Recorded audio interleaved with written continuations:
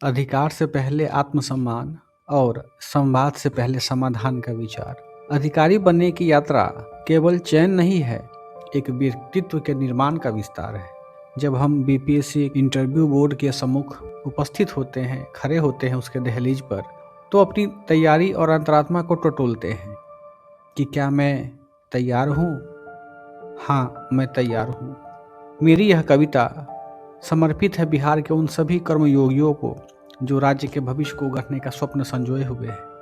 प्रस्तुत है, कभी सुनूंगा तुम्हें मेरे पास बैठना, कभी सुनूंगा तुम्हें मेरे पास बैठना, खड़े न देख पाऊं नीचे बैठना।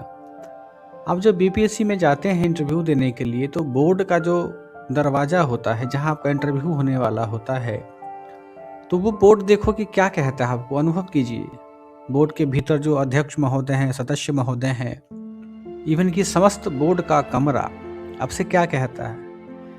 कभी सुनूंगा तुम्हें मेरे पास बैठना, खड़े न देख पाऊं नीचे बैठना। यह कुर्सी तुझसे रुतबा नहीं संस्कार पूछेगी, पहले अपने आचरण को जांच के बैठना। यहाँ डिग्रियां नहीं दृष्टि परखी जाती है, उत्तर से पहले विचार को साध के बैठना। जो आता है वही कहना, जो नहीं स्वीकार करना। अज्ञान छुपाने से बेहतर है रुक के बैठना। यह एक कविता नहीं है, बल्कि एक बोर्ड आपसे क्या चाहता है, क्या कहता है, इसे आप फील कीजिए।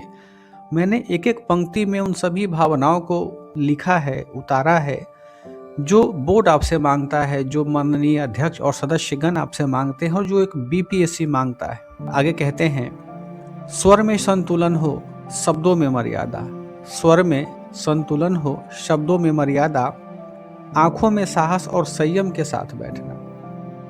बिहार को जानकर, भारत को समझकर, समसामयिक चेतना को साथ ले बैठना। बोर्ड कहता है, जब तुम बोलो तो तुम्हारे आवाज में, तुम्हारे स्वर में संतुलन हो, तुम्हारे शब्दों में मर्यादा हो। मर्यादा किसका? जैसा एक प्रशासनिक पदाधिकारी की मर्यादा होती है, वैसी मर्यादा हो।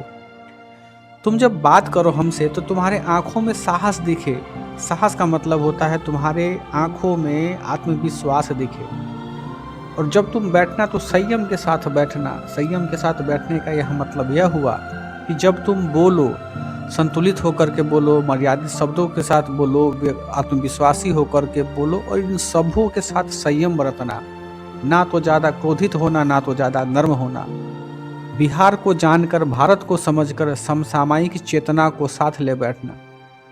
बोर्ड कहता है, देखो तुम बीपीएससी का इंटरव्यू देने के लिए आए हो, तुम्हें बिहार में काम करना है, राष्ट्र की सेवा करनी है, तो तुम बिहार को जानो, बिहार की हर छोटी बड़ी घटनाओं को तुम जानो।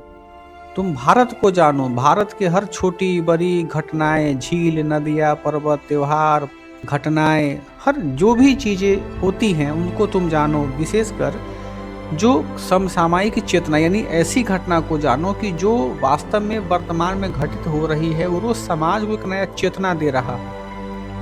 वह चेतना सामाजिक हो सकता है, राजनैतिक हो सकता है, आर्थिक हो सकता है, तो उसको तुम जानो, तब तुम इस कुर्सी पर बैठो। कटघरे में नहीं हो, संवाद में हो तुम यह महसूस नहीं करो कि तुम अपराधी हो, तुम्हें कटघरे में खड़ा किया गया है और हम 5 लोग जज हैं। नहीं, तुम इसे कटघरा बिल्कुल ना समझो, बल्कि तुम समझो कि तुम एक संवादी कक्ष में बैठे हो और हम और तुम संवाद कर रहे हो। डर नहीं, आत्मविश्वास ओढ़ के बैठना है। हे अभ्यर्थी, तुम अपने भीतर किसी प्रकार से डर मत रखो, आत्मविश्वास की चादर ओढ़ो। प्रश्न कठिन हो तो चेहरे पर स्थिरता, उत्तर सरल रख, सहजता से बैठना। अगर मैं तुमसे कोई प्रश्न पूछूं, वह प्रश्न यदि तुम्हें कठिन महसूस हो, कठिन लगे, तो चेहरे पर बिल्कुल स्थिरता रखना, हल्की मुस्कान रखना, उत्तर सरल रख, सहजता से बैठना। और जब कभी तुम उत्तर दो, हमारे किसी प्रश्न का सहजता से उत्तर दो, तो ऐसा नहीं कि अलबला के दो। अलबला का मतलब होता है हड़बड़ी में उत्तर दो, बल्कि जिस भाव से तुम प्रश्नों के उत्तर नहीं दे पा रहे थे, तुम्हारे चेहरे पर स्थिरता थी, उसी सरल स्वभाव से तुम हमारे प्रश्नों का उत्तर दो। यह तुम्हारे व्यक्तित्व की जांच होगी। और सहज होकर के बैठना। याद रखना, यह चयन नहीं, चयन की परीक्षा है। तुम हमेशा ध्यान रखना, यहाँ तुम आए हो इसका मतलब यह नहीं कि तुम चुन लिए जाओगे। यह तुम्हारे चयन का प्रोसेस है, प्रक्रिया है। अधिकारी नहीं लोक सेवक बन के बैठना। तुम जब वहाँ बैठना तो अपने भीतर अधिकारी के अहंकार को नहीं, बल्कि लोक सेवक के हृदय में सेवा के भाव को लेकर के बैठना। आज यह कक्ष है, जिम्मेदारियां होंगी, इसलिए स्वयं को भविष्य समझ के बैठना। आज तुम जिस कक्ष में आए हुए हो वह सिर्फ कक्ष नहीं है, बल्कि यह जिम्मेदारियों का घर है जो तुम्हें यहाँ से दी जाएगी, और तुम अपने भविष्य को और तुम इस राज्य के भविष्य को तय करोगे। इसलिए जो भी चीज़ कहना, बोलना, बैठना, समझ के बैठना। तो ये हमारी कविता का सार है। जो भी इंटरव्यू दे रहे हैं बीपीएससी का या जो आगे देंगे, तो अपने भीतर इन सब चीज़ों को लाइए। जो गुण है कविताओं के माध्यम से हमने लिखा है, उस गुण को आत्मसात कीजिए। यकीन मानिए आप एक बहुत ही अच्छे लोक सेवक होंगे। धन्यवाद।